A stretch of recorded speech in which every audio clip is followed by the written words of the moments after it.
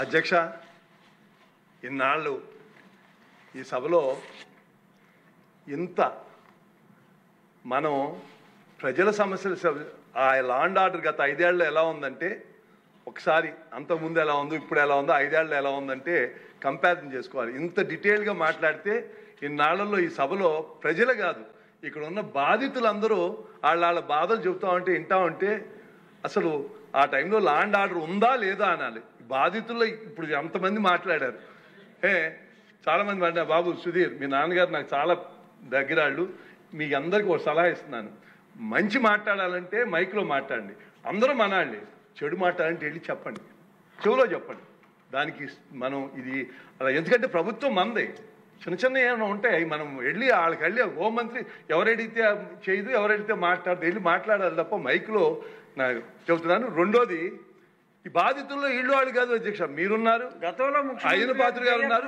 ఒక ముఖ్యమంత్రిని కళ్ళ నీళ్లు పెట్టించిన సభ అధ్యక్ష. ఇంకా ప్రజల సంగతి ఎవరు చెప్పుకోవాలో వాళ్ళకి అర్థం కాదు.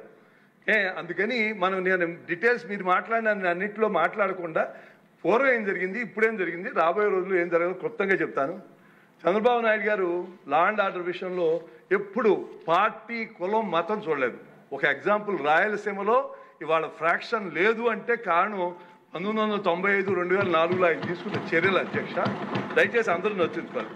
అలాగే జగన్మోహన్ రెడ్డి తప్పు చేసామని ఎంకరేజ్ చేస్తే సొంత ప్రజాప్రతినిధులు కూడా ఎక్కడైనా తప్పు జరిగితే పిలిచి, తప్పు మానవ సహజం, ఎవరైనా చేస్తారు, నేను తప్పులు చేసి ఉండొచ్చు, కానీ పిలిచి అలాంటి తప్పు ఇంకోసారి జరగకోకుండా ఆయన చర్యలు తీసుకున్నారు. అది ప్రజా విధానంలో ఉండాల్సిన విధానం. జగన్మోహన్ రెడ్డి గారు ఒకసారి ఏం జరిగింది చూద్దాం. బీహార్ని కన్నా ఎక్కువ ఆంధ్రప్రదేశ్ మీడియాలో వస్తామంటే ఎంత బాధ అనిపించేది. పాలిటిక్స్ని క్రిమినలైజ్ చేశారు అధ్యక్ష. ఇన్వెస్టర్స్ పారిపోయారు. సింగపూర్ లాంటి, అంటే నిజాయితీకి కరప్షన్ లేని దేశం, first number 1 in the world, అట్లాంటి దేశం వాళ్ళు పారిపోయి మళ్ళీ రామన్నారు. మళ్ళీ వెళ్ళి బతిమాలుకోవాల్సి వస్తుంది. అలాగే క్రిమినల్ వ్యవస్థని క్రియేట్ చేసిన కొత్త పందాలు. ఆఫీస్ నుంచి స్లిప్ పంపి పలానా ఎమ్మెల్యే పలానా వాళ్ళని ఇలా మాట్లాడాలి, అదే మాట్లాడాలి. కొందరిని అడిగాను, ఏంటమ్మా ఈ భాష ఏంటి, మీరు ఇలా మాట్లాడతాం, పైనుంచి స్లిప్ వస్తే మేమేం చేయాలన్నారు. చంద్రబాబు నాయుడు గారిని సేమ్ క్యాస్ట్, ఇవాళ మనం ఎమ్మెల్యేలు అని చెప్పుకోవాలంటే సిగ్గుపడే విధంగా వాళ్ళు మాట్లాడారు. ఏంటా అంటే జుగు, అసలు అసహ్యం వేసేది మనకి. వీళ్ళ ఎమ్మెల్యేలు సేమ్ క్యాస్ట్తో మాట్లాడిచ్చారు. అలాగే బయట హౌస్లో కూడా ఆయన ఇంటి మీదకి దాడికి వెళ్తే అది ఒక మంచి పని చేసినట్టు మంత్రి పదవి ఇచ్చారు. ఇదిగో పాసాది గారు, మీరు అదృష్టవంతులు, ఆ మంత్రి పదవిలో లేరు. వెళ్ళి దాడి చేసిన వాళ్ళకి ఆయన ముఖ్యమంత్రిగా మాచర్లు వెళ్తానంటే గేటుకి తాళాలు కట్టేశారు. అలాగే అమరావతి వెళ్ళిన వాళ్ళ, అదే డీజీపీ ఆఫీస్ పక్కనే ఉన్న టీడీపీ ఆఫీస్ మీదకి పట్టాభేదో అన్నాడిని ఎమోషనల్గా అప్సెట్ అయ్యి వెళ్తారు. వెళ్తే అపోజిషన్ పార్టీ ఆఫీసుని అలా ర్యాన్సన్ చేస్తారా, అలా చేశారు. ఇంకా చంద్రబాబు నాయుడు గారు అరెస్ట్ మీకు తెలుసు. ఎంత ప్లాన్గా లండన్లో ఉండి అదేదో ఆయనకి సంబంధం లేనట్టు అదేదో బీజేపీ మీద తొయ్యాలని చూశారు. అలాగే పవన్ కళ్యాణ్ గారి విషయంలో అలాగే సేమ్ సామాజిక వర్గంతో తిట్టిస్తాం. వైజాగ్ వెళ్తే హోటల్లో పెడతాం. అలాగే చంద్రబాబు నాయుడు గారు అరెస్ట్ అయితే రానివ్వకోకుండా ఆఖరికి ఆయన రోడ్డు మీద పడుకోవాల్సి వచ్చింది. ఇంకా అసలు చేసేదే చేస్తాం కరెక్టా కాదా అని ఒక పోస్టర్లో దేశం అంతా అతికిచ్చారు అధ్యక్ష. దాంట్లో ఏంటి, చంద్రబాబు నాయుడు గారు, లోకేష్ గారు పల్లకి మీద కూర్చుంటే పవన్ కళ్యాణ్ గారి స్థాయి నాయకుడు మోస్తున్నట్టు, ప్రజలు వెళ్ళకుండా జగన్మోహన్ రెడ్డి గారు అడ్డుకుంటున్నట్టు పోస్టర్లు తీసి కొన్ని వేలు దేశం అంతా అతికిచ్చారు. అంటే చెడు ఎంత చేస్తారు. ఇవాళ తాను జగన్మోహన్ రెడ్డి గారి ఒక ఎగోకి ఆయన విధానం ఒకసారి చెప్తే మీకు అర్థం అవుతుంది. ఆయన మెంటాలిటీ ఎంత సాడిస్టిక్ మెంటాలిటీ ఒకసారి అర్థం అవుతుంది. చిరంజీవి గారు, సురేఖ్ గారిని ఒకసారి రమ్మంటే కారు పోర్టుకోలోకి వెళ్ళి భార్యాభర్తలు వచ్చి ఇన్వైట్ చేసి లోన తీసుకెళ్లారు. తర్వాత సినిమా వాళ్ళ డిస్కస్ చేయాలి అంటే వాళ్ళే లిస్ట్ పంపారు. ఆ లిస్టులో బాలకృష్ణ గారు వీళ్ళెవరు లేరు. ఆయనకి కలుస్తాం ఇష్టం లేదు.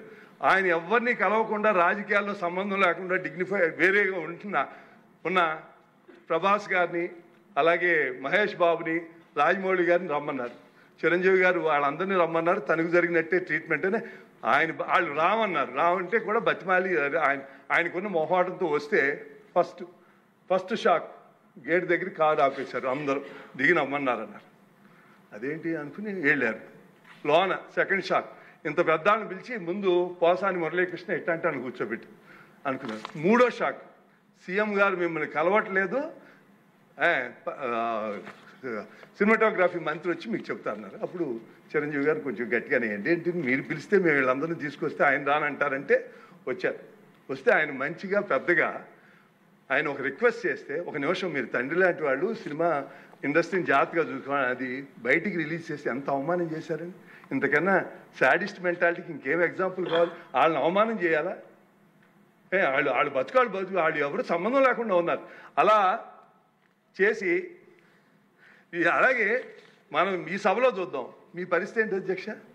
మీరు నాకు 30 ఏళ్ళ నుంచి మీ పుట్టినరోజు నేను వస్తున్నాను, పుట్టినరోజునే మీకు ఆ రోజునే మిమ్మల్ని పంపించాలని కావాలని ఒక ఎంపీగా ఉండి 4 ఏళ్ళు మీ నియోజకవర్గంలో మీరు ఎంటర్ అవ్వలేకపోయారు. అంటే మామూలుగా కాదు, మాస్కులు వేసుకుని దొమ్మి ఇంకా కేసు కూడా ఉండదు, ఒక 100 మంది వచ్చి చంపేశారు.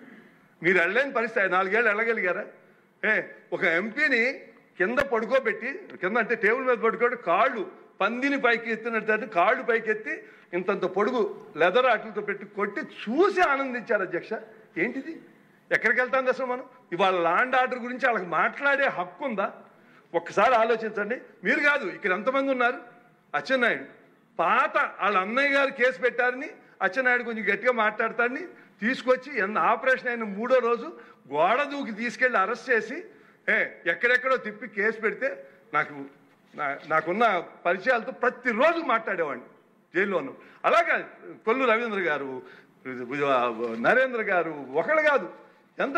అరే ఆ మహిళ గౌతులచ్చన్ గారు ఇందాక చెబుతున్నారు. గౌతులచ్చన్ గారు అంటే ఈ దేశంలో రాష్ట్రంలో అందరూ గౌరవిస్తారు. అందులో ఆయన అంటే ఆ గౌడ కులస్తులకి ఆయన ఏదో వాళ్ళ పితామహుడి కింద చూస్తారు. ఆమెను ఒక చిన్న పోస్టింగ్ పెట్టినందుకు తీసుకొచ్చేశారు. అందుకని నేను ఏం చెబుతున్నానంటే, మనం చంద్రబాబు నాయుడు గారిని తీసుకుందాం. ప్రజలందరికీ తెలుసు సార్, జగన్మోహన్ రెడ్డి ఆ లిక్కర్ స్కామ్లో ఉన్నాడు, 3,500 కోట్లు ఆయనకే వెళ్ళిందని అందరూ తెలుసు. కానీ మీరు రియాలిటీకి ప్రూఫ్ లేకుండా ఏమీ చేయలే. ఎవరైతే ఉన్నారో వాళ్ళనే చేస్తున్నారు.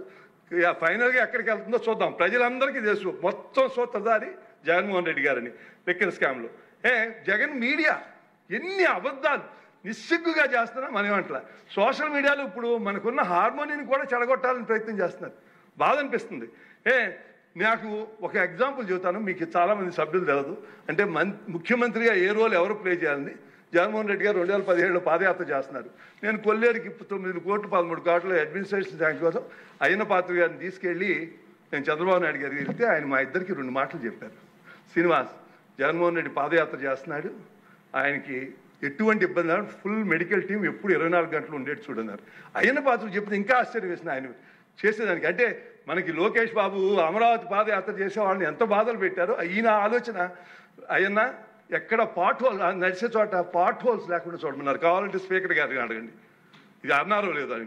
ముఖ్యమంత్రి గారిని అడగలేదు, స్పీకర్ గారు మేము అనుకున్నాం తేడా ఇది అని. అందుకని నేను మిమ్మల్ని కోరేది ఏంటంటే, జగన్మోహన్ రెడ్డికి only personal and political agenda, Chandrababu Naidu గారికి public and future generations agenda ఉంది. ఆ డిఫరెన్స్ నోట్ చేసుకుని మనం తప్పకుండా ఉండాలి. అరే ఆంధ్ర రాష్ట్రం మనం అగ్రికల్చర్ స్టేట్ అలా గంజాయి కల్చర్ స్టేట్ అయిపోయింది. ఎక్కడ దొరికినా మూలాల ఆంధ్ర. ఇవాళ కంట్రోల్ చేస్తానికి ప్రయత్నం చేస్తున్నారు. డెఫినెట్గా చాలా బాగా చేస్తున్నారు, చాలా కంట్రోల్ ఇంకా చేయాలి. డిపార్ట్మెంట్ కూడా మంచి ఆఫీసర్ని పెట్టి ఇవాళ పోలీసులు అంటే పూర్వం భయం ఉండేది, ఇప్పుడు నమ్మకం కలిగే విధంగా చేస్తున్నారు. ముఖ్యమంత్రి గారు నేను కంగ్రాచులేట్, డిపార్ట్మెంట్ కూడా కంగ్రాచులేట్ చేస్తాను. నేను నిజంగానే చెప్తాను అధ్యక్ష, 2018లో అప్పటికే నాకు 71 ఏళ్ళు చాలు రిటైర్ అయిపోదాం అనుకుని సభలో ప్రకటించా. చూస్తామంటే బాధ నిద్రపడుతుంది. ఇప్పుడు మాట్లాడతాను నాకే ఆయాసం వస్తుంది, ఆ కోపం బీపీ పెరిగిపోతుంది. అందుకని నేను ఆలోచించి ఏం చేయాలి. అప్పటికి తెలుగుదేశం బీజేపీకి అలయన్స్ లేదు.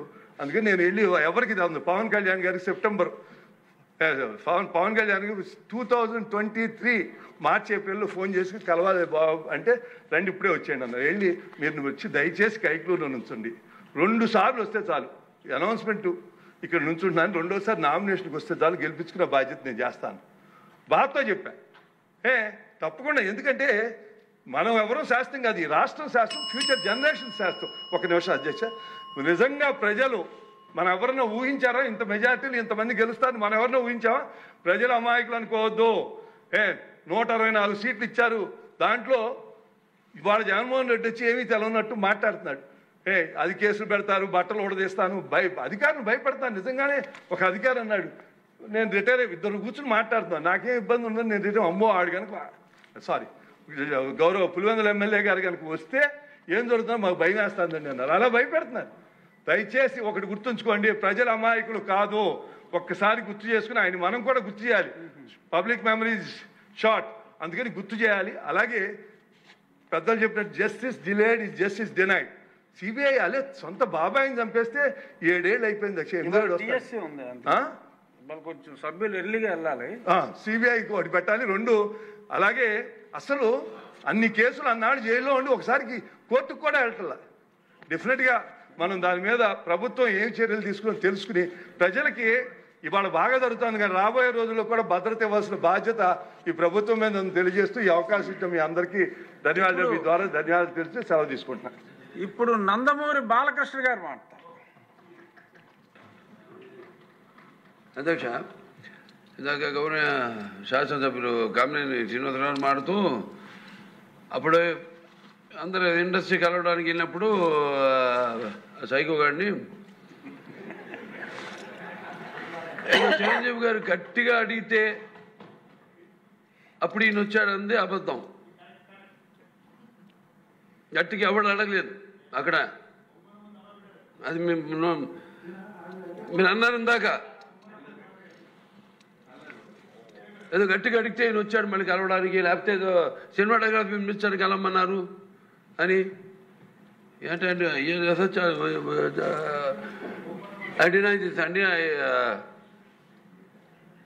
అవి మిగతాను ఓకే, అవమానించడం ఆయన ఓకే, ఏదో ఆయన పెద్ద గట్టిగా చెప్తే ఆయన దిగి వచ్చాడంట కలవడానికి, లేకపోతే సినిమాటోగ్రఫీ మినిస్టర్ కలవమన్నా అంట. మనం కూడా నాకు ఇన్విటేషన్ వచ్చింది ఇక్కడ ఫిల్మ్ డెవలప్మెంట్ ఒక లిస్ట్ తయారు చేయమని. నాది 9వ పేరు వేశారు. అది ఎవరో ఈయన నేను అడిగాను కూడా, దుర్గేష్ గారిని కూడా అడిగాను, గౌరవ సినిమాటోగ్రఫీ మంత్రివర్యులను కూడా అడిగాను ఎవడో అడిగేసిందని. The respect a human being, even be opposition or us. 9వ పేరు వేశారు. ఇదే అదేదో గట్టి ఎవడు అడిగాడు, గట్టిగా అడిగితే పంపించారు లోపలికి, వచ్చాడు ఈడు కలవడానికి. Sorry, I want to clarify this. No, very good, sir. Nonsense. గౌరవనీయ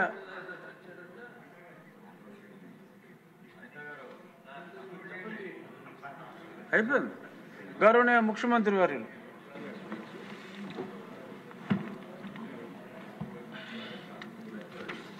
అధ్యక్ష,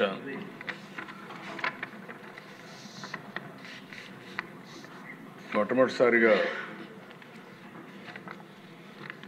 డీటెయిల్డ్గా లా అండ్ ఆర్డర్ పైన మనం చర్చ చేస్తున్నాం. 19, 20